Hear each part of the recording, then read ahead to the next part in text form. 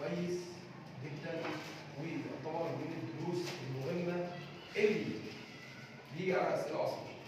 الدرس ده عندكم في اولى اعدادي، وعندكم في ثانيه اعدادي، وعندكم كمان في ثالثه اعدادي. خش في كل الدروس موجود معاك يا بنتي.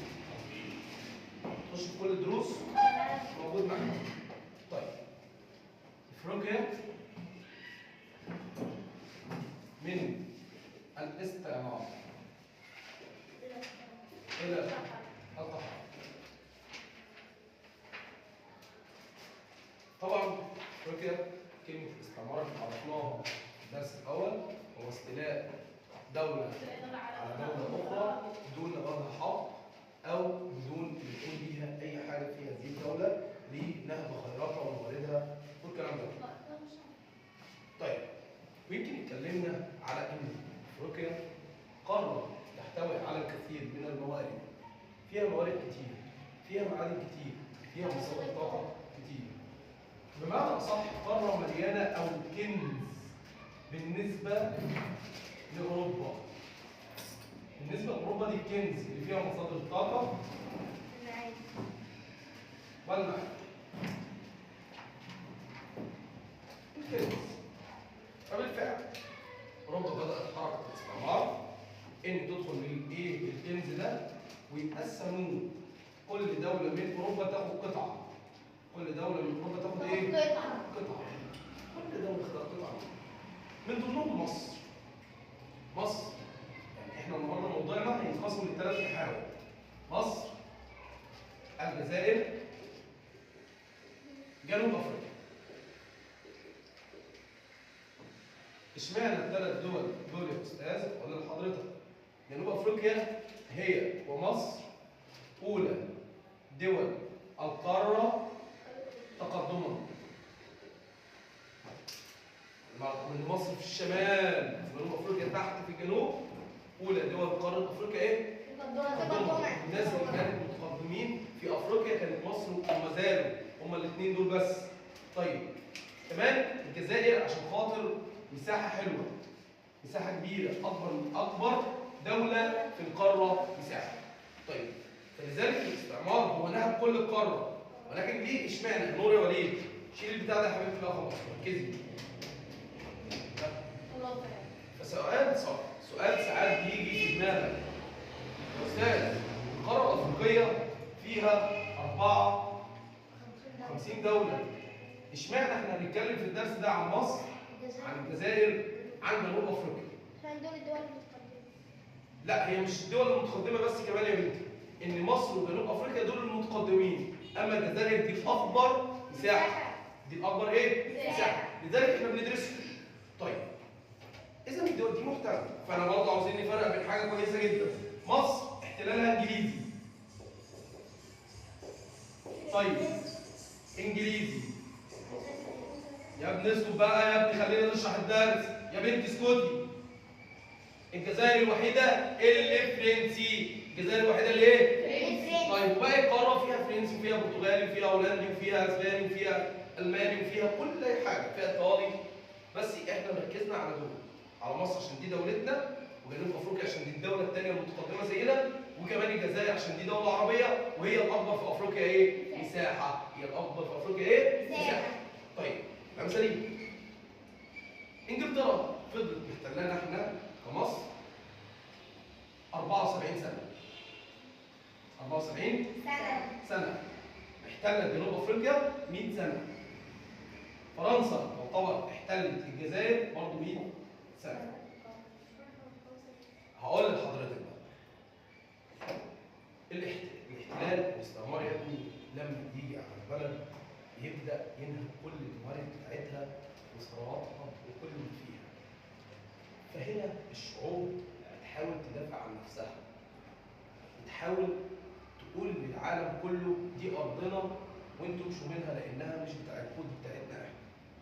فبدات الشعوب الافريقيه كلها تكافح ضد هذا الاستعمار، سواء انجليزي، سواء فرنسي، سواء ايطالي، سواء الماني، سواء اي جنسيه اوروبيه ايا كانت ايه هي. بدات شعوب قاره افريقيا يدور في عقلها حركه اسمها حركه الكفاح، يعني الدفاع ضد الاستعمار او ضد المستعمرين او ضد السارقين من دول اوروبا. طيب وفعلا هيبداوا الاستعمار نفسه يمارس ضد البلاد دي اساليب عنف، اساليب قسوه، اساليب قهر، لدرجه ان هيعملوا فيهم شويه انواع من التعذيب هنتكلم عنها. طيب امتى يا اولاد بدات الشعوب الافريقيه تفوق من هذا المستعمرين او الهرميين السارقين لبلادهم ومواردهم ومصادر طاقتهم؟ بداوا يفوقوا في مطلع القرن العشرين. امتى المصريين او جنوب افريقيا او الجزائريين يفوقوا ويقرروا ان هم يكافحوا ويدافعوا عن بلادهم بجد؟ مطلع القرن العشرين. مطلع القرن ايه؟ العشرين. يعني بداية القرن العشرين كانوا بيطالبوا بالحرية والاستقلال، واللي هيساعدهم في ده عدة عوامل هتخليهم يتحفزوا أكتر وأكتر وأكتر، وتخلي عندهم الروح القومية الوطنية تزيد. الروح القومية الوطنية تزيد. إيه هي الروح القومية الوطنية؟ ركز معايا. عوامل يقظة الشعوب الإفريقية للتحرر من الاستعمار. حضرتك كده باختصار حاجة كويسة ليك تقدر لما يجي لك السؤال حتى لو أنت مش فاكره تفتكره. لو أنت أرضك مسروقة غارة اعتدى عليها وسرقها، هتسيبها؟ ممكن تحاول تستردها ويكون ليك اسبابك، صح؟ هو ايه؟ شعورك، احساسك ان انت دي ارضك وانت اضطهدت، يعني اتظلمت. كلمه اضطهدت يعني ايه؟ اتظلمت واتاخدت منك. يبقى واحد الشعور يعني الاحساس بالاضطهاد، يعني بالايه؟ بالظلم. ماشي. اتنين، تدهور الاقتصاد بتاع البلاد لصالح المستعمر. يعني ايه تدهور الاقتصاد؟ يعني بمعنى اصح الارض بتاعتك اللي هي كانت فيها زراعتك وبتزرعها انت، المستعمر ده خد كل الموارد دي هو، ولا خلاك بقيت تاكل منها ولا تشرب منها ولا تزرع فيها ولا اي حاجه. يبقى اسمها ايه؟ تدهور اقتصاد الاراضي لصالح المستعمر. تدهور اقتصاد الاراضي لصالح المستعمر. يعني خدوا منك الارض كلها عنوه، يعني بالعنف. تمام؟ اتنين او ثلاثه، بدأ يظهر عندنا ناس تيجي لك كده تقول لك ايه؟ هو انت يا عم هتسيب ارضك؟ هتسيب ارضك يسرقوها؟ مش هتقدر ترجعها؟ مش هتعرف تضربهم وتحاربهم وترجع منهم ارضك؟ ها؟ فدي اسمها ايه؟ ظهور نخبه من الوطنيين طلبوا بحريه البلاد. اسمها ايه؟ ظهور نخبه يا حبيبتي. نخبه يعني ناس كويسه من الوطنيين. نخبه من ايه؟ من الوطنيين. ظهور نخبه من الوطنيين للمطالبه بتحرير بلادهم. للمطالبه بتحرير ايه؟ بلادهم. ماشي. بدات انت بقى تعمل ايه؟ تنظم حركات شعبيه ضد التميز العنصري. ايه التميز العنصري ده؟ تقدر تدافع عن ارضك بكل سهوله. ازاي؟ في حاجه اسمها تميز عنصري المستعمر كان بيعملها. يجي يفرق ما بين وما بيننا وما بين بعض. يجي يقول ان الابيض احسن من الاسود، والاسود ده المفروض يشتغل عبد فقط، يشتغل من العبيد فقط. فده ما ينفعش، ده اسمه تميز عنصري. وربنا سبحانه وتعالى في قرآننا الكريم ورسولنا الكريم ساوى بين الابيض والاسود والاحمر والابيض. عموما ففي حركه اسمها حركه المساواه، حركه اسمها حركه الايه؟ المساواه. فهو هنا الاستعمار هتستغل سياسته دي اللي هي التميز العنصري، يبقى اسمها تنظيم رقم 4. تنظيم حركات ضد التميز العنصري. تنظيم حركات ضد ايه؟ التميز العنصري. تنظيم حركات ضد ايه؟ التميز العنصري. كلام سليم. في الفترة دي يا شباب ظهر رجل في أمريكا اسمه ويلسون. ركز كده معايا. في الفترة دي سنة ظهور بعد الحرب العالمية الثانية الأولى عفوا ظهور بعد الحرب العالمية الأولى رئيس أمريكا. يا شو ما تسبقيش هتخليني أنسى. نفس الكلام ده يا شو. رئيس أمريكا اسمه ويلسون. اسمه إيه؟ ويلسون. اسمه إيه؟ ويلسون. ويلسون بقى قال إيه؟ قال حق الشعوب في تقرير مصيرها. جملة ثابتة. لما اجي اقول لك المعلم ويلسون ده قال ايه؟ هتقول لي حق الشعوب في تقرير. حق ايه؟ الشعوب في تقرير مصيرها. يعني ايه؟ المفروض كل شهر يستقل ويمشي الاحتلال من بلده. طبعا انت راجل محترم، انت راجل 10/10 رغم ان انت امريكي. يعني احنا المفروض نستقل بقى. مش انت راجل كنت قاعد في الاجتماع مع الدول المستعمره؟ يبقى المفروض تمشوا منين؟ من بلادنا. انت طلعت مبدا اسمه حق الشعوب في تقرير مصيرها. يعني المفروض تغوروا من بلادنا. صح كده؟ دي كلها ميعادنا يا سعيد. ايه؟ لا هنكمل درس شهر 6:30. ما هو عارف سعيد. مين يا شباب يقول لي العوامل اللي انا كاتبهم دول زي ما انا كاتبهم كده عشان تعرف تكتبهم في الامتحان؟ قولي. الشعور بالانضباط. الشعور بالانضباط لا بالاضطهاد اللي هو الظلم. ركزي فيها. تدهور براحتك. تدهور اقتصاد بلدهم لصالح المستعمر. كلام سليم. والتميز العنصري ظهور نحو من الوطنيين الأول. تمام كلام سليم. المطالبة بحق كل شعب في تقرير مصيره الذي أعلنه الرئيس ويلسون في الحرب العالمية الأولى. كلام سليم. هم دول المبادئ فعلا. حد من الشباب يقدر؟ قول يا باسم. ما تقولش. قول يا حمزة. قول يا هلال. الشعور بالانضباط والاستقلال الشعور بالانضباط ولا بس حد انت هو يا هلا. ولا بلاد. ولا مالك. سنين سودة. قول يا شو. الشعور بالاضطهاد هو الإحساس بالظلم. في تدور الأراضي صالح. لصالح المستعمرين. كلام سليم. زور نخبة. ظهور نخبة في الوطنيين. والمطالبة بحقوقهم. وظهور وضد التمييز ضد التميز الاستعماري. كلام سليم. وظهور اللي اسمه ليه دول؟ انت عارف الكريستيانو؟ انت بتخرجني. لا قال ويلسون من دول. مين تاني يقول يا بنات؟ مين التاني يقول؟ قول يا بنات. انا عايز اسمع زميلي.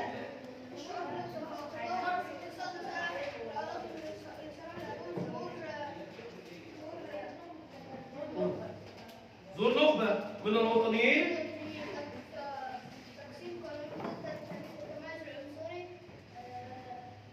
حق ظهور بعد الحرب العالمية الأولى رئيس أمريكي ويلسون.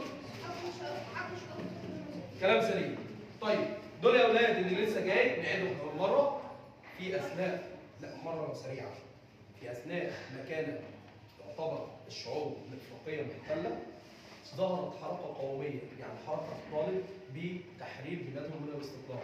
استغلوا 5 عوامل 5 أسباب اسمها عوامل اليقظة. إن تصحينا إن إحنا ندافع عن بلادنا، تقومنا ندافع عن بلادنا، تقومنا نحارب ونحرر بلادنا من هذا المستعمر اللي سرق مواردنا وسرق طاقتنا. فبالتالي بدأنا نعمل إيه؟ يا شروق أنا بعيد. يا شروق. تاني يا شروق. بعيد اصحابك اللي هم جم. اول حاجه يا اولاد للناس اللي لسه داخله وهو العوامل ده اول عامل الشعور بالاضطهاد. كلمه الاضطهاد هنا يعني ان احنا شعوب مظلومه، يعني المفروض نتحرر عشان احنا شعوب مظلومه. 2 تدهور الاقتصاد بتاعنا، اراضينا الزراعيه وصناعاتنا وتجارتنا اتدهورت لصالح مين؟ المستعمر. اتدهورت الاقتصاد لصالح مين؟ المستعمر. 3 ظهور نخبه، ناس كويسه من الوطنيين في كل بلد، ناس كويسه من الناس المحترمين في كل بلد. ظهور نخبه من الوطنيين للمطالبه بتحرير بلادهم. ظهور نخبه منين؟ من الوطنيين طبعا الوطنيين دول المحبين حبا شديدا لبلادهم. ايه هم الوطنيين يا ابني؟ المحبين حبا شديدا لبلادهم. ظهور نخبه من الوطنيين للمطالبه بتحرير بلادهم.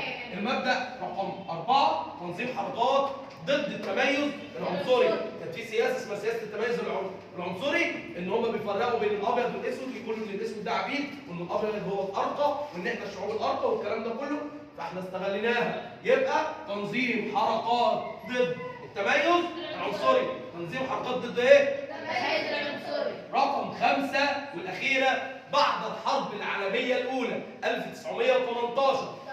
الحرب العالميه الاولى دي كانت بدات 1914 انتهت بعد 18، يعني 4 سنوات. الاربع سنوات دول كان في مؤتمر اتعمل بين الشعوب اللي كانت بتحارب. الحرب العالميه الاولى دي يا اولاد بين مين؟ بين 5 دول بيحاربوا 4 دول، بيطحنوا بعض، بيموتوا بعض. فبعد ما خلصوا الحرب بعد 4 سنين وقفوا الحرب، اجتمعوا عملوا اجتماع ال9 دول دول. فلما اجتمعوا كان رد الرئيس الامريكي ويلسون وقال لك لا انتوا كده ظالمين. نعمل ايه؟ حق الشعوب في تقرير مصيرها، يعني حق كل شعب محتل ان يحرر بلده من ايه؟ من الاحتلال او المستعمر. صعب الكلام كده؟ لا ما دي مش قصتي، خلينا في ال9 دول اللي هم كانوا بيدوروا على ايه؟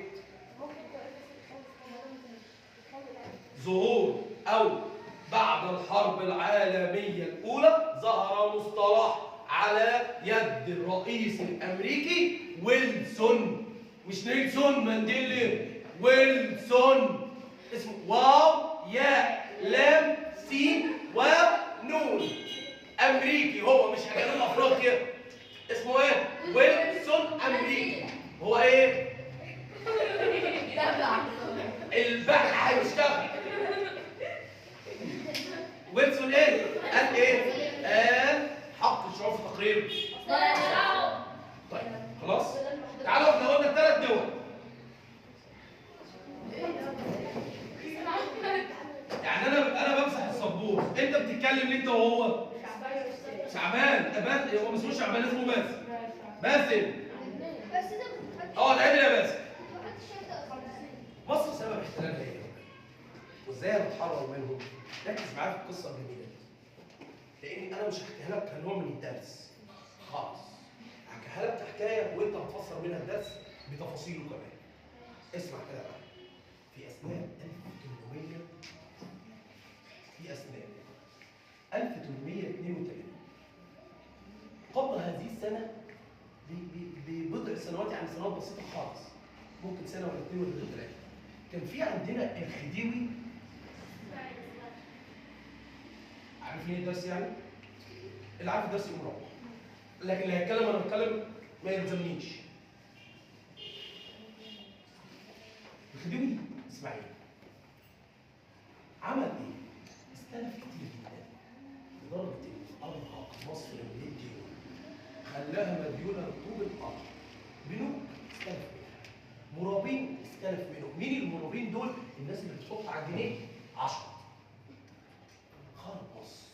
خديوي اسماعيل رغم ان جده كان احسن منه اللي هو جده محمد علي، ولكن ده استدانه كتير، فارهق الماليه المصريه، يعني خلانا ما معلش فلوس. فالدول اللي سلفانا هنا راحت جايه قالت له ادفع يا اسماعيل. منين؟ ما معيش. ادفع لكم منين؟ ما معيش. خلاص معكش، امشي من الحكم خالص ونجيب ابنك. طب اشمعنى هيجيبوا ابنه؟ هيجيبوا ابن اسماعيل ليه؟ عشان ابن اسماعيل ده اسمه توفيق. توفيق هينفذ كل اللي هم عاوزينه من الاستعمار. هو اللي هيفتح لهم البلد ويقول لهم ايه؟ اتفضلوا ادخلوا بلدنا واحتلوها. ايوه ليه ابنه؟ بس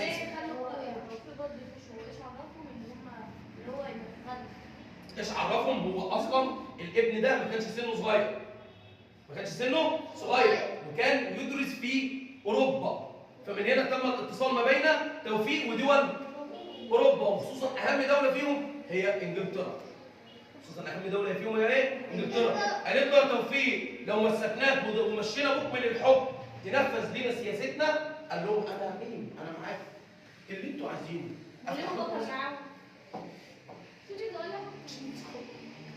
انا لو قلت لك دلوقتي يا مور، بس احنا مش عاوزين ندخل في سؤال كده عشان نخلص. لو قلت لك دلوقتي انا مسكك رئيس الجمهوريه بس تقتلي ابوك هتعملي ايه؟ لا هتقتلي والله. خد بالك المناصب بالغير عشان يكون عندك معلومه. ياما ملوك مسكوا الحكم انت ما تعرفهاش خالص. كانوا بيقتلوا اخواتهم وبيقتلوا ابنائهم وبيقتلوا. الله ينور عليك. وحتشبسوت لما قتل ابوه. فخدي بالك يا بنتي، يا مملوك قتلوا اقاربهم عشان يمسكوا لهم. انت عارفه يعني ايه اعلى جهاز في الدوله انت هتمسكيه؟ فهي دي معناها. ماشي؟ طيب فهنا جابوا مين؟ توفيق.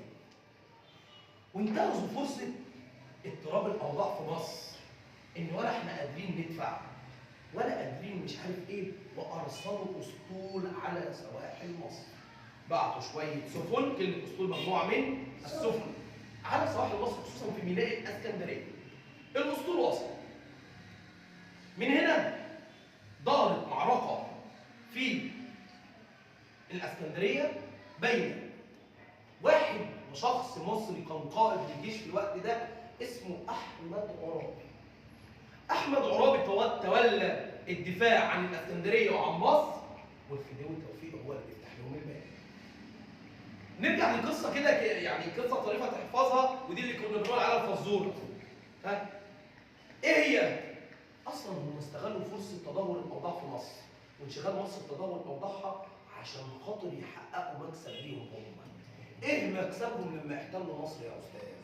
المكسب بتاعهم ان انجلترا عايزه تامن طريق تجارتها للهند. يعني ايه؟ افهم معايا القصه كده. احنا هنا مثلا وليكن مصر، هنا عندنا بنمشي من هنا بالتجاره للهند. فبالتالي انا امشي كده طريق ولا الف حوالين القاره كلها؟ ده اسهل طريق من مصر. وهم كانوا بيتاجروا فين؟ في الهند. فهم عايزين يحتلوا مصر، مش حجه الديون اللي على مصر، لا، امال حجه ايه؟ تامين طريق تجاره انجلترا فين؟ تامين عاوزين يحتلوا مصر ليه؟ لتامين طريق تجاره انجلترا في الهند. ماشي. من هنا اصلوا الاسطول عشان خاطر التجاره، واصلوا الاسطول ومعاه قائد كويس جدا، قائد اسطول انجليزي. وعلى فكره انجلترا كانت متفوقه طول عمرها، وهتاخدوها في تاني اعدادي برضه، متفوقه طول عمرها بحريا. اي اسطول جنب منها في البحر هتهزمه، يخشى يكون مين؟ هتهزمه. فبالفعل جه قائد الاسطول الانجليزي على سواحل الاسكندريه، راح باعتين كده واحد ثري. الثري ده قال له اركب الحنطور، انا قلت قبل كده، اركب الحنطور ولف في شوارع اسكندريه، ولما يلف في شوارع اسكندريه يجوا يدوا له اجره، مش هيرضى يدوا له اجره فهيقتله. فبالفعل قتل المصري. يا عم مش انا اللي غلطان، انت اللي غلطان. فدخل بريطانيا او انجلترا مصر بحجه ان انتوا قتلتوا لنا واحد من قواتنا، وما لقوش غير احمد عرابي قائد الجيش، ده وطني مصري ابن فلاح من الشرقيه، رجل من فلاحين الشرقيه اللي اتعلم ودخل الجنديه وبقى ضابط جيش ثم اصبح قائد للجيش كله. وقف وجاب الجنود وبدا يدافع. بس احنا مش متفوقين عسكريا، فانتهت بهزيمه المصريين ودخول الانجليز مصر، وهنا فضلوا في مصر من عام 1882. واحد زي احمد عرابي ده نفوه الى جزيره اسمها جزيره مالطا. تمام؟ طيب هل احمد عرابي خلاص انتهى؟ طول عمرنا كده واحد يموت بيبقى فيه 20 بعد منه كويسين، فجه واحد اشد قوه منه، مش قوه في الجيش ولا قوه في الحرب ولا قوه في الدفاع ان هو يحارب الاسطول. يبقى مات احمد عرابي، ولكن احتل البريطانيين ايه؟ مات احمد عرابي في مواجهه الاسطول والحمله الانجليزيه، ولكن لم ينجح، ما قدرش ينجح ان هو يهزمهم. هم اللي نجحوا واحتلوا مصر من سنه 1882. ومات احمد عرابي واعدموه فعلا، عدموه، قتلوه. بصراحه زعيم وطني مهم جدا ان انت تعرفه. احمد عرابي دي اللي كان ليه موقف مع توفيق نفسه. الموقف بتاعه ان هو اللي توفيق اللي فتح الباب ليهم، فهو بيقول له انت كده خاين يا خديوي، انت كده خاين يا ملك يا اللي حاكم الدوله. تمام؟ راح ردد عليه الخديوي وقال له ايه؟ انتوا كمصريين عبيد عندنا كاتراك. قال له لا، ولا الارض دي بتاعت ابوك ولا بتاعت جدك، ده بتاعتنا احنا كمصريين. والله الذي لا اله الا هو لا نورث ولا نستعبد بعد هذا اليوم. يعني احنا عمرنا ما كنا عبيد ولا هنكون عبيد. الارض دي ارض المصريين وانتم مجرد جايين عندنا بس مش اكتر. ومن هنا مات عرابي المناضل، ويجي واحد تاني في الكفاح اسمه مصطفى كامل، شاب عنده 25 سنه، متعلم الحقوق بالفرنسي، بيعرف يتكلم لغه فرنسيه طلاقه. بيعرف يتكلم لغه فرنسيه ايه؟ يعني بيعرف يتكلم كأن احنا بنتكلم عربي كده، صح؟ شاب ومصري وتعلم الحقوق باللغه الفرنسيه، فراح وذهب الى اوروبا. يعمل ايه في اوروبا؟ يقنع الراي العام الاوروبي بان الاحتلال ده ظالم، الاحتلال ده وحش، الاحتلال ده سرق مواردنا. بايه؟ بالفرنسيه. تمام؟ وفعلا يخطب هنا ويخطب هنا ويوعي هنا بخطب ومقالات، واسس حاجه اسمها الحزب الوطني. خد بالك من كلمه الحزب الوطني دي عشان مش بتبقى مكتوبه عندك في الكتب. كلمه حزب يا ابني مجموعه شباب وطنيين، فاكرين النخبه اللي لسه كنت كاتبها؟ بيحبوا ايه؟ نخبه ايه؟ من الوطن ايه؟ يين. النخبه من الوطنيين دول الحزب الوطني. الناس اللي بتحب مصر يلا نقعد في مكان ونتجمع نشوف هنعمل ايه. يبقى مصطفى كامل خطب لتوعيه الناس، اسس الحزب الوطني. مش بس كده، كمان سافر الى اوروبا زي ما انا قلت للتنديد من الاحتلال وجرائمه. فعلا استغل جريمه في الوقت ده حصلت ثانيه بشعه. سافر الى ايه؟ الى اوروبا. ليه؟ للتنديد. كلمه التنديد هنا دي يا استاذ، التنديد دي يا ابني يعني كل الاوروبيين حرام عليكم ارحمونا من الانجليز. يبقى للتنديد هو زي ايه؟ للمطالبه. كلمه للتنديد يعني ايه؟ المطالبه. يبقى سافر لاوروبا، خطب ووعى الناس، اسس الحزب. عايز اقول لكم على مفاجاه كمان، وده اللي اسس جامعه القاهره ومش مكتوب عنه. ده اللي اسس جامعه القاهره اصلا هو مصطفى كامل، اللي كان عنده كام سنه؟ 25 سنه. 25 سنه كان محامي باللغه الفرنسيه. سافر لاوروبا واستغل الحادثه حصلت في مصر. الحادثه دي اسمها دون شواي. دون شواي حصلت في المنوفيه. قريه في المنوفيه اسمها دون شواي. القريه دي الانجليز دول فرافير، احنا بناكل الفول وبنبقى زي الفل جامدين جموده، ها؟ لكن هم فرافير. كانوا بيصطادوا في المنوفيه، وفي اثناء صيدهم، في اثناء ايه؟ صيدهم حمام، بيصطادوا حمام. طلقه واحد منهم، هم كانوا ثلاث جنود. وهو بيصطاد طلقه منه وقعت في قلب جرن. كلمه جرن يعني حطب كتير، فولع الحطب. فولع ايه؟ الحطب، واتصابت المرأة اللي قاعدة قدام الجرن، مش الفرن، لا الجرن. فهنا خرج أهل البلدة كلهم يجروا ورا مين؟ يجروا ورا الثلاث جنود. ما لمسهمش. اسمع الحادثة اللي راح مصطفى كامل فيها أوروبا، يقول لهم ارحمونا من ظلم الاحتلال. المصريين هنا جريوا ورا الجنود، قتلوهم؟ لا، هم فرافير، وهم بيجروا من الشمس واحد منهم مات. والله من ضربة الشمس جات له مات.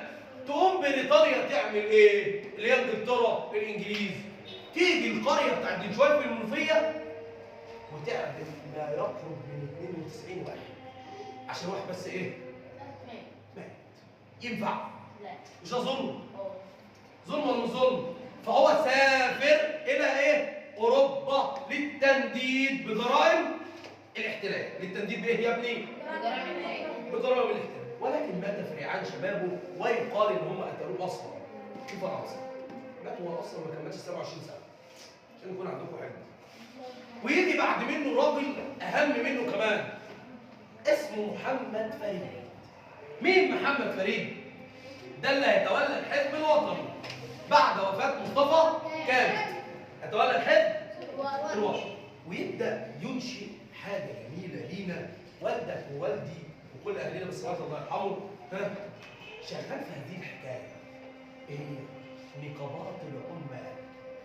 انت دلوقتي الناس اللي كويسه اللي فيكم الوحشين ربنا يصلح حالهم. ايه هو؟ ربنا انت رايد ان انت تكون مثلا مهندس، مدرس، طبيب، اي مهنه حابب تكون فيها، مش مرتضي ونصاب وحرام.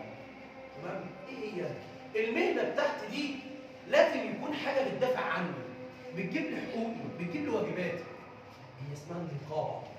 محمد فريد اول من انشا نقابات للعمال وللمهن.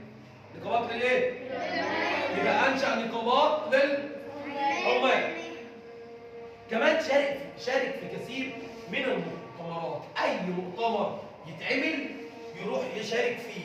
ليه؟ عشان يعرف قضيه استقلال مصر، عشان يعرف قضيه استقلال مصر. ولكن محمد فريد برضه هيموت وتخلص قصته على كده 1918 في اثناء الحرب العالميه الاولى. يجي بقى سعيد العظيم الجميل المناضل اللي كان في سن عجوز بس رياضي. بيلعب كوره كتير. لا هو ما بيلعبش كوره، هو كان رئيس نادي الاهلي اصلا. سعد الزغلول باشا 1919 يجي ويبقوا مجموعه من اصحابه كده ويقفوا ويقولوا الاستقلال من الاحتلال. امشي يا احتلال يا ابن الحيوان. ماشي؟ قعدوا ينادوا بالاستقلال من ايه؟ من الاحتلال. طيب وفعلا سمعنا كمصريين في الفتره دي اللي هو سعد الزغلول والرفاق سمعوا اصحابه يعني سمعوا ان في مؤتمر صلح بيتعمل في باريس والدول كل الدول بتاعت الحرب هتجتمع فيه. قشطه. يلا يا رجاله ايه؟ نروح نذهب على باريس. نعمل ايه في باريس؟ نحط مطالبنا قدام المؤتمر ان احنا نستقل. فقرر سعد زغلول واصحابه. قوم روح يا محمد يا احمد. خد الموبايل ده. قرر سعد زغلول واصحابه السفر الى باريس في فرنسا. السفر الى ايه؟ باريس. ليه؟ لعرض قضيه استقلال مصر. راحوا للراجل البريطاني اللي كان بيحكمنا في الوقت ده. يا عم البريطاني الجميل الامور الحليوي، سيبنا نروح باريس عشان نعرض القضيه على المجلس الإداري. قال له قضيه؟ انتوا عايزين يعني نمشي من بلدكم؟ اقبضوا عليهم يا جنود. راح قابض على سعد وصحابه ونفاهم الى جزيره مالطا. ايه نفاهم؟ يعني حبسهم في جزيره لا اكل ولا ميه ولا شرب ولا زرع ولا ناس. مالطا دي فين؟ في المحيط الهندي. لا عرابي كان في سيلان. عرابي كان في سيلان. طيب في المحيط الهندي يعني مش محدش هيجيبها. بس سعد زغلول وهو ماشي كان قايل للمصريين ان انا رايح اطالب بحقكم عند الراجل البريطاني ده وان يسيبنا نسافر لفين؟ لباريس. قامت المصريين مرأة مع رجل اشتركوا كلهم في ثوره سميت بثوره 1919. ثوره الشعب، ثوره الامه. ليه بقى؟ الثوره دي هتحقق كام حاجه هقولها لك دلوقتي. الثوره دي ثوره كبيره كانت في ميادين مصر. الثوره دي يعني اعتصام سلمي، الناس تنزل تقول ايه؟ افرجوا عن سعد، افرجوا عن سعد لحد ما يفرجوا عنه. بالسلم، ولا بنقتل ولا بنضرب، احنا بننزل نقول ايه؟ افرجوا عن فلان. فنزلت المرأة مع الرجل، الأطفال مع الشيوخ الكبار، مع الرجال، مع كمان طلاب المدارس والجامعات. ثورة شعبية بمعنى شعبية. لأول مرة في التاريخ المرأة كانت تشارك في ثورة، وهي ثورة 1919. كل ده عشان يطالبوا بالإفراج عن مين؟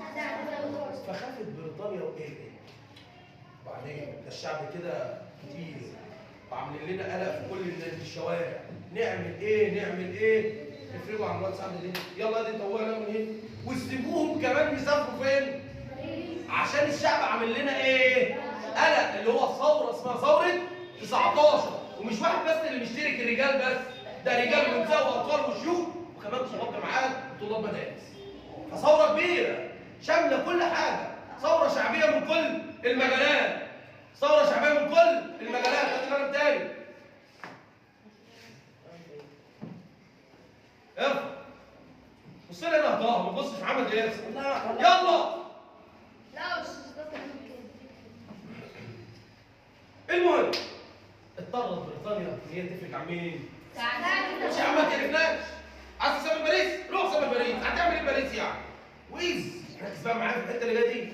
سعد زغلول هو رايح هو واصحابه، واول ما دخلوا باب المؤتمر بتاع باريس اتاري الكل راح حاطط خط على ورقه ان كل الدول اللي في المؤتمر معترفه بحمايه بريطانيا لمصر، باحتلال بريطانيا لمصر. كأن انا بديكوا ورقه كده وبمضيكوا عليها كلكم ان بريطانيا تحتل ايه؟ ينفع نرجع على قرار تاني؟ ما انتوا مضيتوا. قطع الورق. شايف؟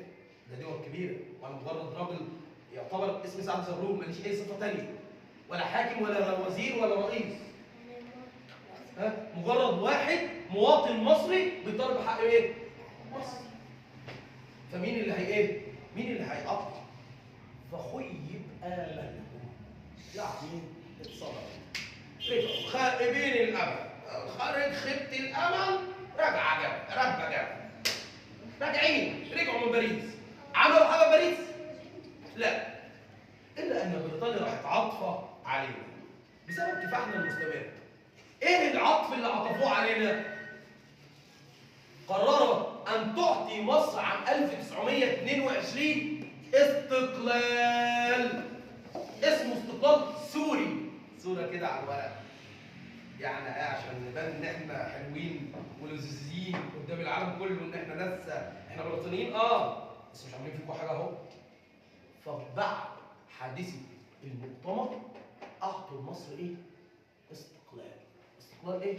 استقلال ده يعني الخروج من مصر، بس استقلال سوري. هنمشي احنا كده، مشينا اهو، هنعرف للعالم ان احنا مشينا، وهم ما مشيوش ولا حاجه، وهم ما مشيوش ولا حاجه. فمن هنا بعد 1922 والاستقلال السوري ده ما مشيوش.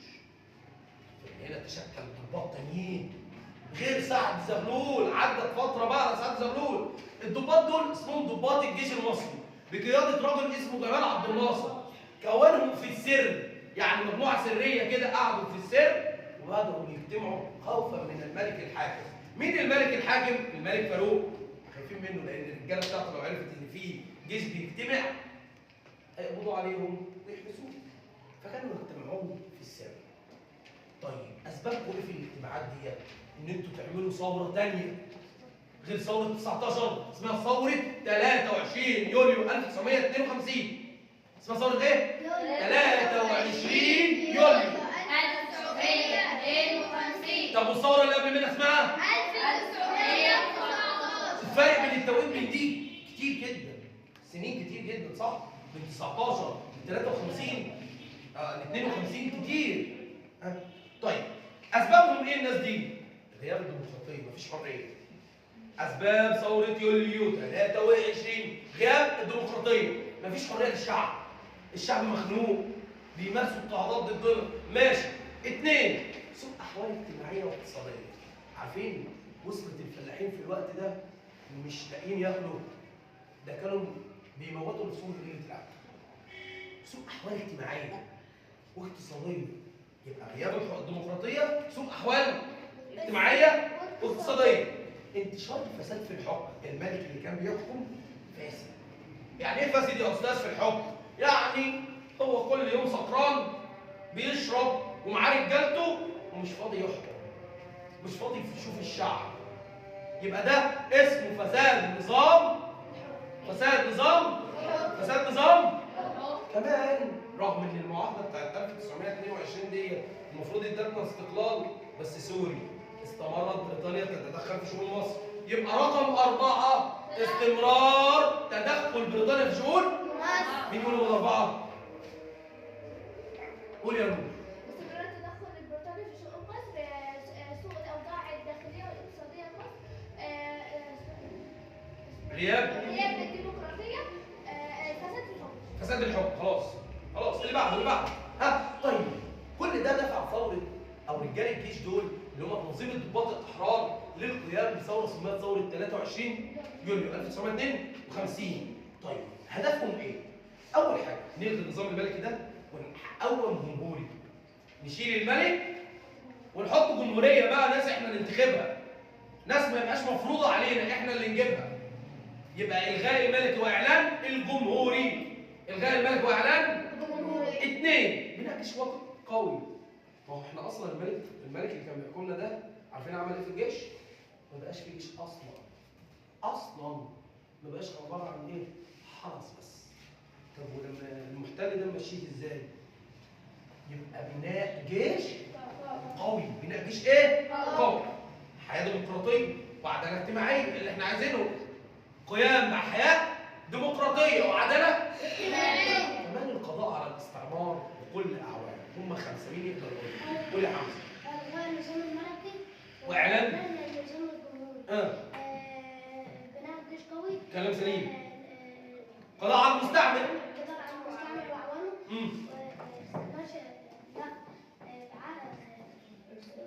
عمل حياه ديمقراطيه وعداله. عمل حياه ايه؟ انت بتدلعها ليه يا حبيبي النهارده؟ مش حاسك معايا حبيبي. يا حضرتك الصبح في الدروس. ماشي ما فوقي.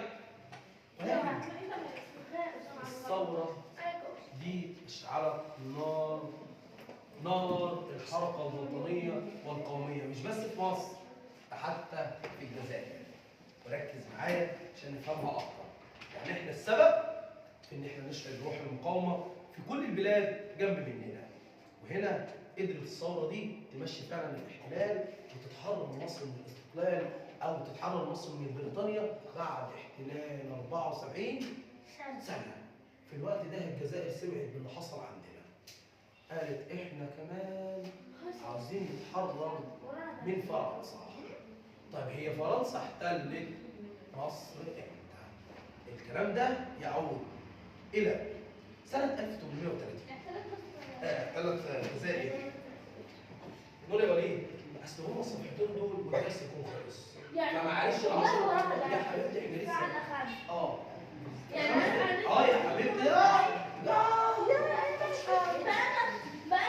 برضه ساعه بدك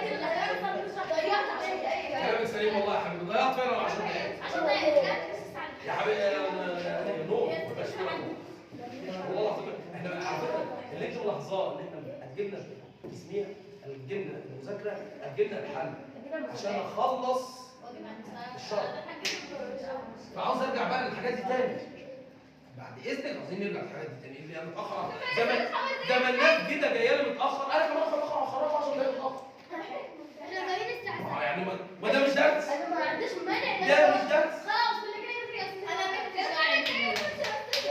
طيب صليت على حضرة الرسول صلى الله عليه وسلم. الجزائر الدولة العربية الأفريقية سنة 1830 أفضل بلد وأكبر بلد في أفريقيا. تعمل إيه؟ المرة الجاية بالعصاية يا محمد أنت وطه والله. أكبر بلد مساحة في قارة أفريقيا. أكبر بلد كانت تزرع بسبب مساحتها. لدرجة إن هي كانت مسلفة فرنسا. الجزائر كانت مسلفة فرنسا. في فرنسا اللي هي الدولة العظمى دلوقتي الكبيرة، الجزائر دي كانت مديناها. كانت مديناها بكام؟ ب 700 مليار. مبلغ. فالمهم ايه؟ الجزائر حاكم الجزائر بعت لفرنسا، يا فرنسا ابعتوا لنا فلوسنا، انتوا مديونين، هاتوا الفلوس اللي عليكم يا حراميه. راح الراجل قال له ايه؟ انت بتطالبني بالفلوس؟ ده انا حاكم فرنسا. راحوا مبعتين اسطول الى بناء البحر المتوسط بالقرب من الجزائر. وقائد الاسطول ده جاي بكل علمك حكيت يا اهل الجزائر ويا حاكم الجزائر، اسقط الديون عننا، شيل الديون مننا. ده انت بيجي حاجه ماشي. كمان ادينا الاولويه في كل حاجه تجاره عندك اقتصاد، يعني ادينا التجاره بتاعتك ببلاش والاقتصاد بتاعك ببلاش. ده انت انسان فعلا براس بخاخ، عايز يسقط الديون وعايز يديهم امتيازات اقتصاديه وتجاريه. هل الجزائر هتوافق؟ رفضت الجزائر، راح قال خلاص يلا نهجم على الجزائر. ومن هنا احتلوا الجزائر بعد مقاومه شديده سنه 1830. 1800 وكام؟ و30. قبل مصر بكتير كمان. طيب على فكره احتلالهم كمان 150 سنه كمان، مش 100 سنه. 150 سنه. اعرفوا دلوقتي ليه؟ لانهم هيستقلوا امتى؟ نسمع تاني. فمن هنا الناس الشعبيين برضه زي عندنا كده، امثال احمد عرابي وامثال سعد زغلول وامثال مصطفى كامل محمد فريد، كان في هناك الامير عبد القادر. حتى لحد النهارده ان سالت واحد جزائري هيقول لك ايه؟ عبد القادر يا سيدي، عبد القادر يا. اغنيه شهيره عندهم بيغنوها كده. مين بيغنيها؟ الامير عبد القادر الجزائري. مين عبد القادر الجزائري ده؟ ده راجل يعتبر من اعظم من نظم المقاومه. رايح فين؟ في غرب الجزائر. غرب ايه؟ هنا كده في المنطقه دي كانت في مدينه اسمها بسقره، مش مسقره ولا مسخره. اسمها ايه؟ مش المسخره اللي بتحطها في عينيكم، اسمها بسقره بالباء. اسمها ايه؟ بسقره مش مسخره. مش حد يجي جوه يقول مسخره، اسمها بسقره. خلاها عاصمة الحكم. خلاها عاصمة الايه؟ يبقى اتخذ من مدينة بسقراء عاصمة. ومن هنا قرر المقاومة من غرب الجزائر. قدر فعلا يحقق انتصارات على الفرنسيين. ولكن الفرنسيين قالوا له لا تعالى يا عم عبد القادر، تعالى يا امير، احنا شفنا ان انت جامد قوي وكلتنا علقة حلوة.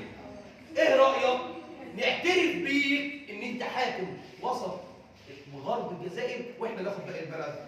قال لهم موافق. كان غبي، هو كان غبي في النقطه دي.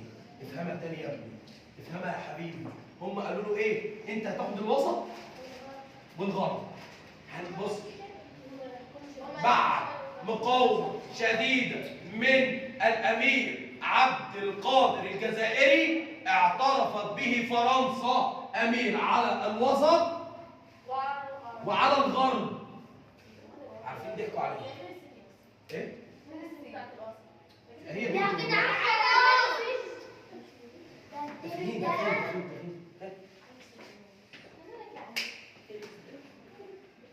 انا كنت بقول ايه؟ اعترف بيه. ضحكوا عليه. قالوا له ده انت واد برنس يا عم، والله العظيم ده احنا هنديك الوسط والغرب وسيبنا احنا ناخد الشمال والشرق والجنوب. وانت بقى عارفين هم بيعملوا في ايه؟ بيضحكوا عليه وينيموه عشان يستعدوا، وقت ما هيستعدوا كانوا على الاتمام. لدرجه ان هم قتلوه وخدوا منه الغرب والوسط وخدوا منه مدينه بسقره وخدوا اجبروه على الاستسلام وقتلوه قدام الشعب كله. لدرجه ان هم لحد النهارده بيغنوا له عبد القادر يا سيدي، عبد القادر يا. تمام كده؟ طيب الثوره الجزائريه عام 1954، احنا الثوره كانت عندنا 52، بس قلت لكم احنا كنا سبب في ان المنطقه تتحرك هي كمان. بنت مناضله شابه جميله اسمها جميله بوحيد وجميله بوغازي وبعض من الشباب، عباره عن 5 فتيات و6 رجال قادوا ثوره. الثوره دي ايه؟ الثوره دي عباره عن ان كانوا بيزرعوا الغام ارضيه ضد كل عربيه محتل عشان يفجروهم ويموتوهم. فمن هنا في اثناء ما كانت بتعمل كده تم القبض على مناضله جميله اسمها جميله بحري.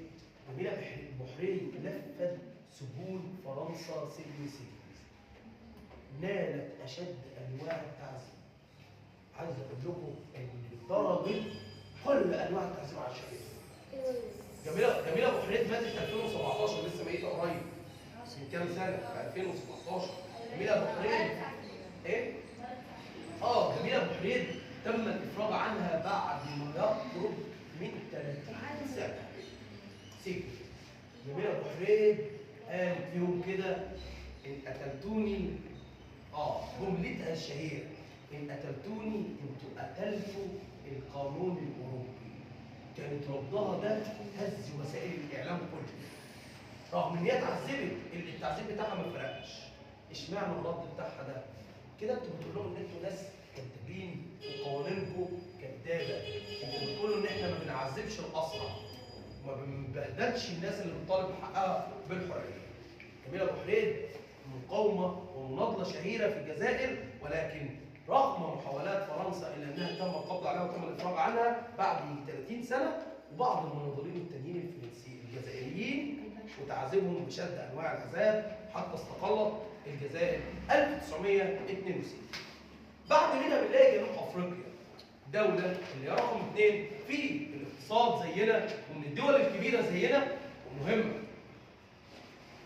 القصه بتعود للقرن ال16، اواخر القرن ال16. كان في ناس هولنديين واحنا واخدينهم في الترم الاول خصوصا اسمه هنري البرتغالي. ده كان ماشي بيتمشى حوالين القاره، اسمع قصه احتلال جنوب افريقيا. فلقى مكان كده في اخر افريقيا اسمه سمى الجنوب. قال لك انا هقعد هنا عشان كل ما احب اروح الهند امشي من جنوب افريقيا على طول. وسماها مستعمره هولندا. ده مين ده؟ هنري الملاح. جنسيته ايه؟ هولندي. يبقى اول من احتل جنوب افريقيا كان مين؟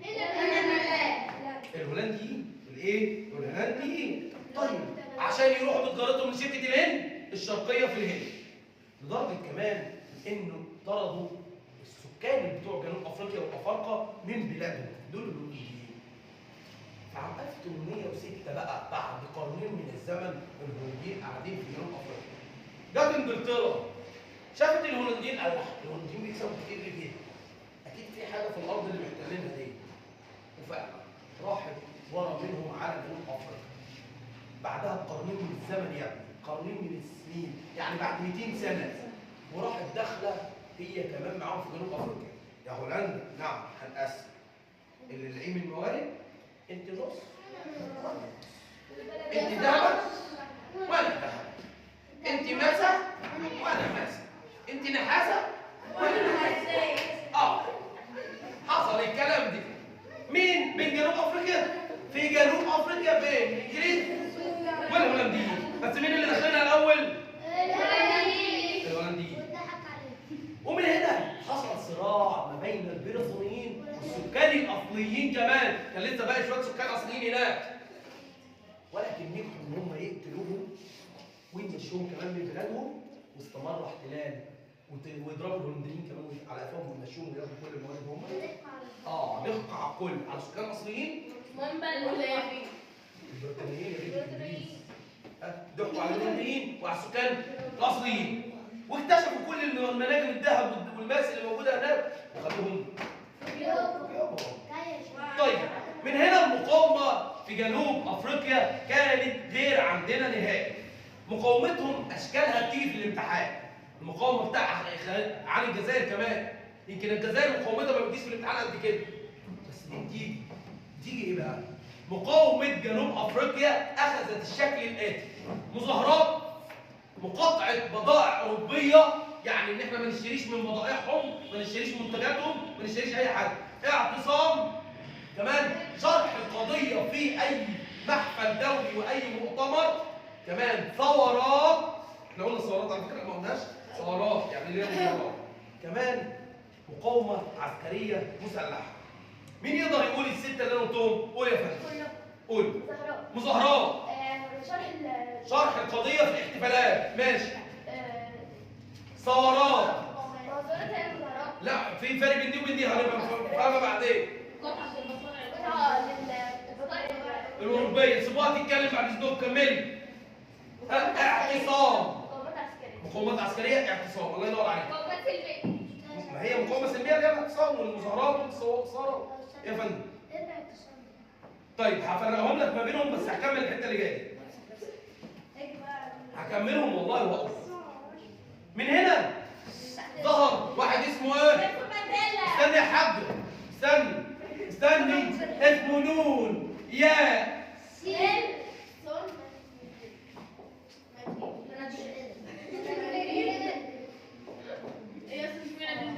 اما الثاني اسمه ايه؟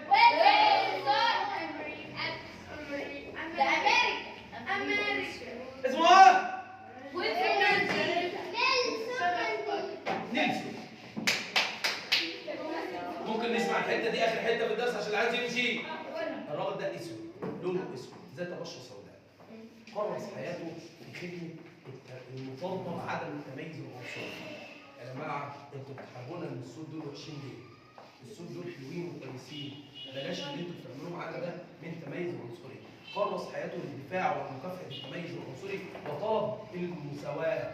احنا مش عايزين غير المساواه، ديننا الاسلامي بيقول المساواه، ديننا الاسلامي بيقول مفيش فرق بين عربي ولا اعجمي الا بالتقوى والعمل الصالح، مفيش فرق بين الابيض والاحمر ولا الاحمر ولا الابيض، كلنا سواء كأسنان المشرق زي ما الرسول صلى الله عليه وسلم قال. من هنا اتبع سياسه اسمها سياسه العنف، ينزل في قلب الميادين ويفضل واقف كده متصل سلمي خالص، راجل محترم جدا. هو ايه سياسه العنف؟ مقاومه سلميه. اسمها ايه؟ مقاومه سلميه. يقف كده ويقول لهم انا بطالب بحقنا، انا بطالب بحقنا. ايه حقنا؟ ما تستخدموش القوه ضدنا ولا تقومونا على حاجه.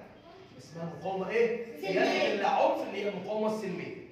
والمهم راحوا واخدينه، يعني هو كده الراجل مسك سلاح قتل فيهم، خدوه واعتقلوا، سجنوه في معتقل لمده 27 سنه. كل ده وهو برضه في قلب المعتقل لم يتخلى لحظه واحده عن مبادئه. مفيش فرق، وديننا الاسلامي بيقول مفيش فرق بين عربي وعجمي، مفيش فرق بين ابيض واسود، مفيش فرق بين ابيض واحمر، الاحمر على الابيض. ده اللي فضل كمان وهو في السجن يقوله لمده 27 سنه وهو معتقل كمان بمبادئه السلميه. فلما خرج حصل على جائزه نوبل للسلام، استحقها بصراحه.